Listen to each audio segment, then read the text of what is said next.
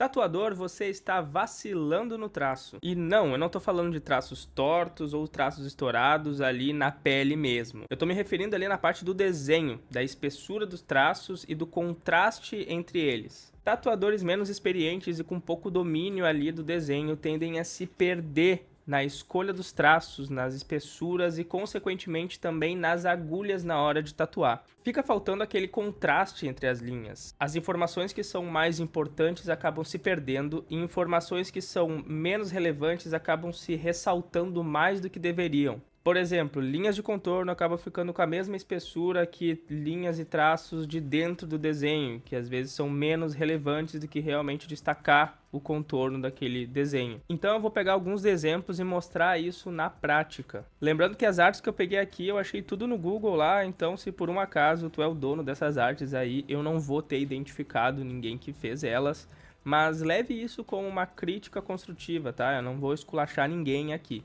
Aqui eu peguei um exemplo bem daquilo que eu tinha falado, de linhas que são menos importantes para o desenho, que são mais questão de volume e sombra, e que acabam se destacando como parte realmente da textura do desenho. Voltando aqui. Eu peguei uma imagem, tá, que mostra bem a questão ali de traços que acabam se destacando demais, e que na verdade era para ser só questão de volume mesmo. Esses traços aqui, por exemplo, ó, que mostram o volume do rosto, reparem que eles estão muito marcados, tá? Então, acaba que essa linha, que era para ser só a divisão entre essa face e essa face aqui, tá? Porque o rosto ele tem essa tridimensionalidade, acaba funcionando mais como uma linha de expressão mesmo, com uma linha de textura. E isso aqui poderia ser evitado usando, por exemplo, ali a mesma agulha que a pessoa usou para fazer esse rasteladinho aqui. Então, era só vir, por exemplo, tá? Deixa eu replicar aqui esse rosto na lateral aqui, essa parte lateral. Essa linha aqui, tá? Poderia ter sido feito só com uma passadinha bem de leve da agulha, tá? E aqui o rasteladinho, entendeu? Para não marcar tanto esse traço aqui. Ou então nem mesmo marcar, tá? Poderia ter feito simplesmente só o rasteladinho ali e a própria sombra ia dar esse limite ali entre o que tá pele e o que tá o rastelado. A gente nota essa mesma questão aqui no queixo. Então, nessa área aqui, ó, a gente tem esse traço aqui interno muito marcado. Vocês reparam que aqui, tanto esse traço lateral que eu já falei, quanto esse traço aqui do queixo, eles estão muito parecidos com os traços de contorno aqui do lábio, por exemplo, ou então aqui do nariz, que são realmente elementos que é interessante ter um tracinho um pouquinho mais chamativo, mas como sendo volumes, nessa parte não é interessante que seja tão chamativo. Então aqui era melhor que tivesse sido feito só um tracinho bem mais fininho, não tão chamativo, para ter esse contraste, principalmente aqui com o contorno do rosto em si. Outra coisa que eu também faria aqui seria um traço um pouquinho mais grosso no rosto e nos outros elementos, o contorno em si, essa parte aqui assim, por exemplo. Eu teria engrossado mais. O contorno de cada cobrinha ali eu também teria engrossado um pouco mais, pelo menos em algumas regiões, justamente para não ficar aquele traço esculhambado, porque a gente tem traços aqui dentro, tá? Tipo do olho até o nariz aqui, que são traços muito parecidos com o traço do contorno. O ideal mesmo é a gente ter pelo menos 3 traços diferentes. Um traço grossão para contornos, um traço mediano ali para linhas internas de regiões mais volumosas, tipo os lábios, o nariz e os olhos, e um tracinho bem mais fino para fazer esses detalhes de volumes e luz e sombra. Eu vou pegar o próximo exemplo aqui, que é esse leão, tá? Que é Black Work. Basicamente aqui todos os exemplos que eu estou usando é o Black Work, porque ele exige um pouco mais essa distinção de traços que eu estou me referindo. Então aqui, novamente, a gente vê que foi basicamente usado a mesma agulha para traços externos e traços internos aqui.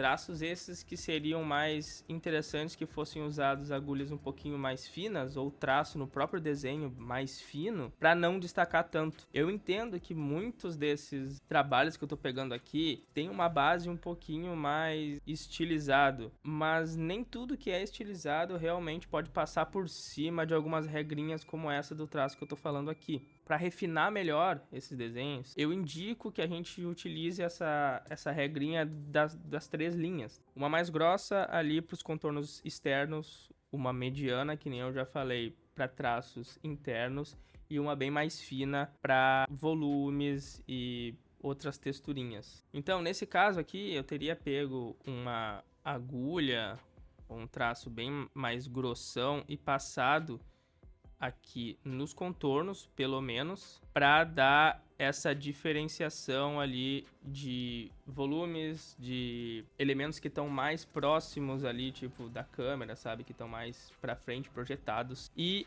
traços mais fininhos para representar esses volumes, essas texturas ali do desenho. Aqui também eu vou destacar que poderia ter sido feito essas achuras aqui da juba, poderia ter sido feito um pouquinho mais fino, com uma 3RL, alguma coisa assim. Eu já vou falar mais pra frente da questão da agulha mesmo que a gente tem que escolher para fazer essa diferenciação, para que fique bem claro o contraste entre as espessuras das agulhas. Mas antes disso, eu vou mostrar aqui um exemplo, tá? Ou alguns exemplos de tatuagens que estão seguindo isso que eu tô falando e para vocês verem a diferença de como é a construção do desenho e como ele fica mais bonito, mais harmônico e não se perde tanto nas linhas. Então, a gente tem aqui esse trabalho e a gente já vê uma riqueza, tá? E um domínio muito maior dessa questão do traço. A gente consegue ver os traços mais grossos internos, ressaltando alguns volumes importantes. A gente tem o volume da maçã do rosto aqui, dessa caveira mais grossinho, aqui em volta também. A gente tem esse traço grossão aqui na asa, tá? Do corvo. E a gente tem traços bem mais fininhos marcando essas texturinhas aqui, que é bem característico do Blackwork. Inclusive, em alguns lugares nem tem essas linhas, é praticamente só a sombra lá que eu tinha comentado, feita com Blackwork. Ó, aqui a gente tem traços mais grossos, definindo a arcada dentária, e traços que vão ficando mais finos e que tem menos relevância no desenho, além de, claro, dar o volume necessário. Aqui, por exemplo, quase não aparece o traço, ele tá bem fininho ali, mas esse é o propósito dele, ele é uma textura, ele não é algo que deva ser ressaltado como partes ali da caveira, por exemplo, o maxilar, os dentes individualmente. Então, esse aqui é um exemplo perfeito de como se tem o contraste ali entre os traços. Provavelmente, o artista aqui usou, eu diria que uns 3 tipos de agulha aqui, no mínimo. Ou se ele não usou 3, ele pelo menos usou 2 e tem um domínio muito grande das agulhas e consegue fazer traços mais grossos e mais finos com uma agulha só. Isso tem como fazer, mas tem que ter um domínio muito maior ali da agulha. Mas a gente vê claramente aqui os contrastes que eu me refiro. Esses aqui são 2 outros exemplos que eu quero mostrar, que são bem distintos do que eu estava usando antes e que trabalham com o traço um pouquinho diferente. Eles têm a textura deles basicamente sem traços, é mais feito com o rastelado. E o rasteladinho traçado também funciona como detalhamento e luz e sombra, e cria esse contraste muito bonito aqui com o desenho. Então vamos ver esse aqui da direita, que ó, a gente tem os traços bem grossos aqui nas garras, projetando as garras para frente, e a gente tem traços grossos também aqui em volta do rosto desse bicho. Ó, aqui a gente tem traços grossos, aqui também na outra garra, tá? Então a gente tem bem esse contraste. Por dentro a gente não tem muitos traços, tá? A gente tem exatamente aqueles rastelados que eu falei, que formam também certo tipo de traço. Então isso também dá uma riqueza muito maior pro trabalho. Aqui na lateral a gente também tem isso, a gente tem traços grossos definindo, tá, os elementos aqui. Por exemplo, as asas, ó, bem mais traçadinho. Aqui por dentro as texturas, elas são praticamente feitas com rastelado, não é marcadão, então também cria essa diferenciação ali. Aqui embaixo a gente tem traços em volta da garra mais grossos e por dentro dela traços mais fininhos. Então é tudo sobre esse contraste entre os traços. O que eu indico para vocês na hora de escolher as agulhas para tatuagem? É claro, isso aqui é uma questão que tem que vir desde o momento em que vocês estão planejando o desenho ou então pegando da internet, que tá errado. Vocês têm que já construindo o desenho com essas regrinhas dos traços. Mas vamos lá, para a parte da tatuagem, as agulhas eu indico assim, ó. Se vocês têm uma agulha mais grossa, digamos que vocês pegaram uma 11RL para fazer o traço externo, os traços internos que não são sombras, não são texturas, vocês vão fazer ali com uma 7RL, tá? No mínimo. E claro, ali o rasteladinho vão fazer com uma 13RL, uma agulha bem mais fina.